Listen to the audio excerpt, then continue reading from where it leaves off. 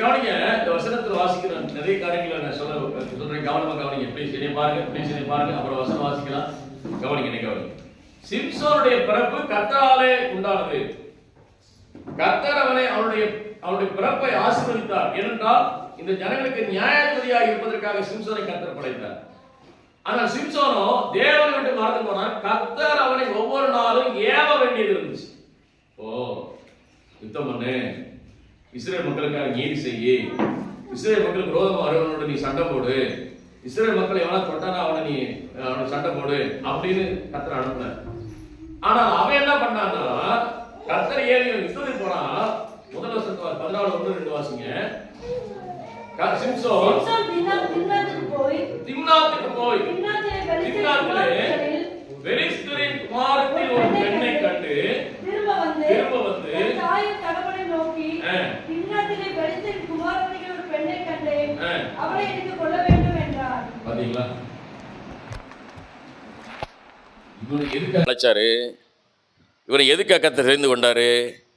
மறந்துட்டு எங்க போய் நிற்கிறான்? பெலிஸ்தேருடைய மகளை பார்க்க போயிட்டான். இந்த பெலிஸ்தேர்களை அழிக்கிறதுக்கு தான் கர்த்தர் சிம்சோனை உண்டாக்குனாரு. ஆனால் அதை மறந்துட்டான். அதை மறந்துட்டு எங்கே போய் நிற்கிறான்? பெலிஸ்தேருடைய மகளுக்கு நிற்கிறான். இவன் எப்படிப்பட்டவனாக இருக்க வேண்டும்? நசரேனாக இருக்க வேண்டும். இவன் முடி வெட்டப்படக்கூடாது, இவன் திருமணம் செய்யக்கூடாது, இவன் தேவனுடைய ஊழியத்துக்கு அர்ப்பணிக்கப்பட்டவன். ஆனால் என்ன நடந்தது? தேவனை விட்டு விலகி போனான். நடந்தது என்ன? லோன்லியா, தனியா போய் கண்கள் பிடுங்கப்பட்டது.